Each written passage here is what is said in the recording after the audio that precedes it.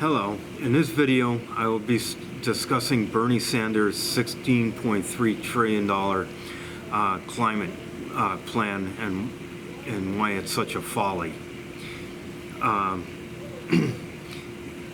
One obvious reason is the cost, but I'll go into some of the points that he makes in his I believe it's like a 2,000 or 16,000 page document. All right, one point is he'll have net zero carbon emissions by 2050. 2050 is basically 30 years from now. So if that's 30 years from now, it's an awfully long time for you to get get control of carbon emissions. So that's one reason why this plan is unworkable. Another reason, another point in his plan, he claims it'll create 20 million new jobs. I believe there's currently 1 to 2 million jobs total in the oil industry. So if this is going to create 20 million new jobs, that seems a little far-fetched, I think. The next point is it'll declare he's going to declare it a national emergency. Now, I don't know why you would have to call something like climate change a national emergency if you have the backing of Congress and maybe the Senate, or at least Congress and your own party in this.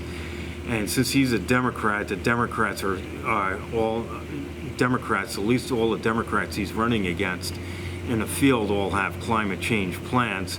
So, I mean, they're all in agreement with them, including the Democratic Party. That's what they're supporting as climate change. So I don't believe you'd have to call it a national emergency. So I think that's a little far-fetched. A $200 billion investment to a climate change fund. I don't know why you'd have to make an investment to that climate change fund if you're already putting in $16.3 trillion plan. Why you'd have to include money into a fund. He wants to rejoin the Paris Agreement. I'm sure that's not a problem. So that's pretty easy.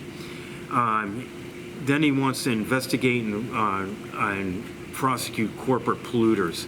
Basically what this is, the corporate polluters are the oil companies and oil and gas companies and natural gas companies. Now, what he doesn't realize, and what most people don't realize, is many of these oil companies have done a lot of research into cleaner energy, and they've been at the forefront of a lot of cleaner energy cleaner energy research. So if he's going to sue these companies, it's been talked about by a lot of cities and counties and stuff like that, but I don't think this is plausible, and I don't think this will come to any fruition anytime quick. And then he wants to end fossil fuel subsidies. He could do that, of course, but what is he going to spend it on? What is he? If that's going to come. But that's not going to come anywhere near these subsidies in paying for the $16.3 trillion that he'll need for his climate change plan. And he wants to ban fracking. Okay, I kind of figured that. Since you're going to have a climate change plan, let's ban, you're going to ban fracking, so let's ban it. So his plan now comes the good stuff. How are you going to pay for all of this? Okay, that becomes the big question everybody's going to ask. Well, he's going to tax increase on the wealthy. That's basically the biggest Democratic Party claim they do. At almost every election, they want to do a millionaire tax, and that's the biggest fraud in America. in taxation you could think of, but that's for another video. And another venue he wants to. I don't know where else he's going to get the money for 16.3 trillion. Look, our total deficit is about what, 24 or 23 or trillion dollars. So where is he going to get the money for all money for this? It'll never happen. This plan is nothing more. His climate change plan is nothing more than a pipe dream that'll never come into being. Basically, what this is every Democrat that's currently running in a Democratic primary has a plan that they want to introduce or has introduced.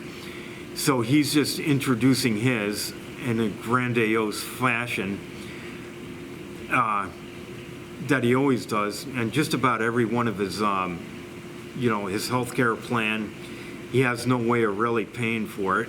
There's to tax the wealthy on it, or to tax the workers on it, like he wants to do, is not any sort of thing. Given the high taxes we already pay,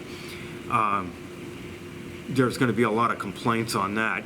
I doubt this guy at number 2 or 3 in the polls is going to really win the nomination,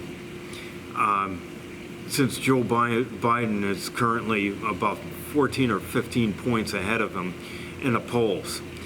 So we'll see how all this plays out, and that's all I have to say in this video, folks. Peace out.